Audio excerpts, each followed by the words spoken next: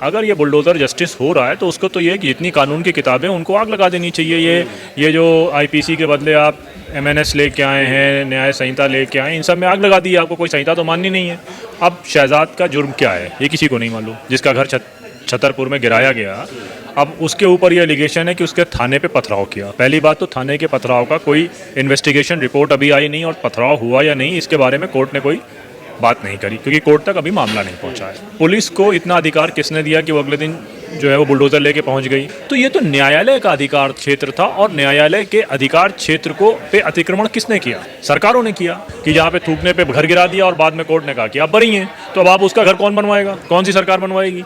इलाहाबाद में जावेद मोहम्मद का घर परवीन फातिमा के नाम से जला दिया कर दिया गया, अब उसका कौन चलाएगा? और अफसोस इस बात का है कि इस बुलडोज़र का निशाना मुसलमान है, इसलिए बाकी सियासी पार्टियां चुप हैं। उनको लगता है कि कहीं बुलडोज़र के खिलाफ बोलने पे ये न मान लिया जाए कि हम मुसलमानों के फेवर में बोल रहे हैं। याचिका है हमारी जिसकी सुनवाई सोमवार को है, बहुत विस्तृत है। हम उसमें पूरे देश में जो डेमोलिशन है बात करेंगे, पूरे देश में जो बुलडोज़र तंत्र है उसके खिलाफ, और अगर किसी का मकान अवैध है तो उसको गिराने का एक पूरा प्रोसेस है, जो जुडिशियल प्रोसेस है, उस प्रोसेस को कैसे फॉलो किया जाए इसकी बात करेंगे, और ये बेलगाम बुलडोज़र को रोकने की बात करेंगे। इसलिए मंडे तक हम इंतजार करें। देश भर से अलग अलग राज्यों से बुलडोज़र की जो खबरें आ रही हैं वो दिन ब दिन बढ़ती जा रही हैं। शुरुआत भले ही उत्तर प्रदेश से हुई हो, लेकिन इसमें पीछे रहने वाला अब कोई भी राज्य नज़र नहीं आता है। ताज़ा मामला मध्य प्रदेश के छतरपुर का है, जहां पर एक आलीशान बंगले को जमींदोज कर दिया गया मात्र एक आरोप के चलते। इसके अलावा राजस्थान हो या अलग अलग स्टेट हो, वहां से भी इस तरह की खबर आ रही हैं। नदीम जी हमारे साथ हैं, और आज बुलडोज़र को लेकर एक रिपोर्ट भी यहाँ पर पेश की गई है। तमाम चीज़ों पर हम बात करेंगे। जो ये बुलडोज़र की जो कार्रवाई हो रही है, कहा तो आसानी से ये कह दिया जाता है कि गैर संवैधानिक है, गैर कानूनी है, फिर रोक क्यों नहीं लग पा रही है? इस पर वजह क्या है? देखिए, वजह ये है कि ये सरकारें जो है वो उनको मालूम है कि इस पर न्यायपालिका चुप है, और असल रिस्पॉन्सिबिलिटी न्यायपालिका की है।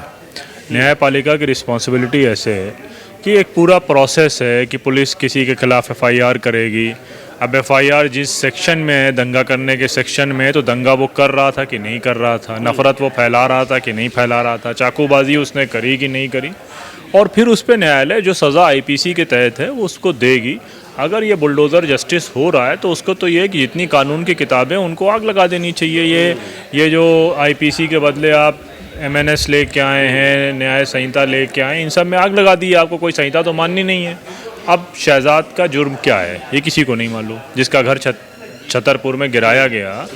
अब उसके ऊपर ये एलिगेशन है कि उसके थाने पे पथराव किया। पहली बात तो थाने के पथराव का कोई इन्वेस्टिगेशन रिपोर्ट अभी आई नहीं, और पथराव हुआ या नहीं इसके बारे में कोर्ट ने कोई बात नहीं करी, क्योंकि कोर्ट तक अभी मामला नहीं पहुंचा है। तो सिर्फ पुलिस को इतना अधिकार किसने दिया कि वो अगले दिन जो है वो बुलडोज़र लेके पहुंच गई? अगर वन विभाग की ज़मीन थी या मकान के बनने में कोई दिक्कत थी तो वो मकान 6 सालों से बन रहा था। 6 सालों में अचानक आपको अब क्यों याद आई? लेकिन तो अब ये पूरा जो दखलंदाजी है, सपोज़ करिए कि मैं आपके घर में घुसता हूँ, तो आपके घर में किसका शासन चलेगा? आपका चलेगा, आपकी बात चलेगी। और कोई बाहरी आदमी घुस रहा है तो आपका राइट वो इंक्रोच कर रहा है, आपके राइट पे अतिक्रमण कर रहा है।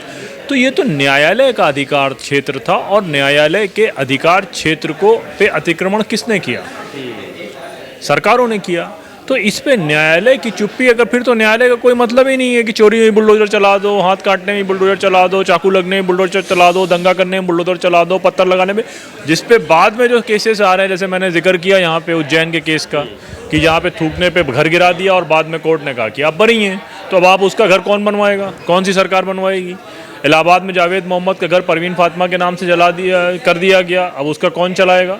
तो ये बड़े सवाल हैं जिस पे कोई बात नहीं कर रहा, और अफसोस इस बात का है कि इस बुलडोज़र का निशाना मुसलमान है, इसलिए बाकी सियासी पार्टियां चुप हैं। उनको लगता है कि कहीं बुलडोज़र के खिलाफ बोलने पे ये न मान लिया जाए कि हम मुसलमानों के फेवर में बोल रहे हैं, मुसलमानों के समर्थन में बोल रहे हैं, इसलिए वो चुप्पी है। मैंने आज साफ साफ ये बात कही कि एक दलित बच्चा जो है वो जबलपुर की तरफ कहीं उसकी मौत हुई तो कांग्रेस के प्रदेश अध्यक्ष मध्य प्रदेश के वहाँ पहुँच गए।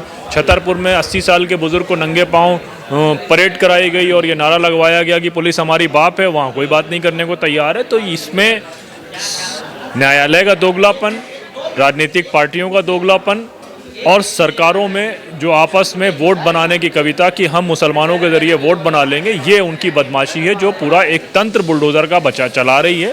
और ये एक बुलडोज़र का सेटअप है या बुलडोज़र का तंत्र है जो चल रहा है। पर न्यायालय को लेकर सवाल ये ज़रूरी है, आवाम ये चाहती है कि जब सारे वीडियो सामने आ रहे हैं, पता चल रहा है गैर संवैधानिक है, न्यायालय पर जो विश्वास है वो कैसे कायम होगा अगर इस पर स्वतः संज्ञान नहीं लिया जाएगा? देखिए, अभी तक स्वतः संज्ञान नहीं लिया गया है। वजह क्या लगती है इसकी? नहीं लिया गया। अब ये तो न्यायालय ही बताएगा क्या वजह है। अब न्यायालय डरा हुआ है सरकारों से या वो सरकारों के इक्वेशन के खिलाफ नहीं जाना चाहता है। ये तमाम चीज़ें हैं। फिलहाल हम लोगों ने उदयपुर के मामले को लेकर एक पिटीशन सुप्रीम कोर्ट में दायर करी थी। वो उस पिटीशन मेंशन हो गई है और उसकी सोमवार को सुनवाई है। इसलिए अभी हम बहुत ज़्यादा इस मसले पे बात नहीं कर रहे हैं। सोमवार की सुनवाई का हम इंतज़ार कर रहे हैं। क्या छतरपुर पर कोई लीगल एक्शन लेने की कोई देखिए, वो जो याचिका है हमारी, जिसकी सुनवाई सोमवार को है, बहुत विस्तृत है।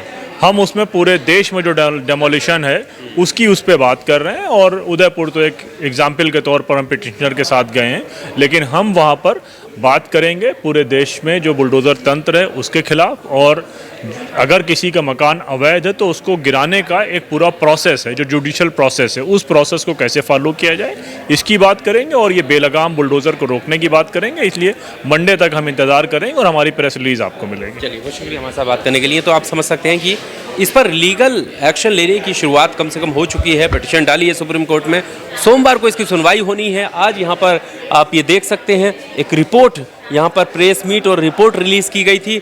इन सभी बुलडोज़र तंत्र के सहारे जो घरों को डेमोलिश किया गया है अलग अलग राज्यों में, उन सब को लेकर ख़ास करके इसमें मध्य प्रदेश और राजस्थान को लेकर यहाँ पर चीज़ें बताई गई थी। अब सवाल ये है कि जब पिटीशन में क्या कुछ होने वाला है, क्या वाकई ये जो कार्रवाई हो रही है इन पर रोक लगेगी, बुलडोज़र पर ब्राम लगेगा, जिस तरह से गैर संवैधानिक कार्य जो अलग अलग सूबों में हो रहे हैं, ये देखने वाली बात होगी।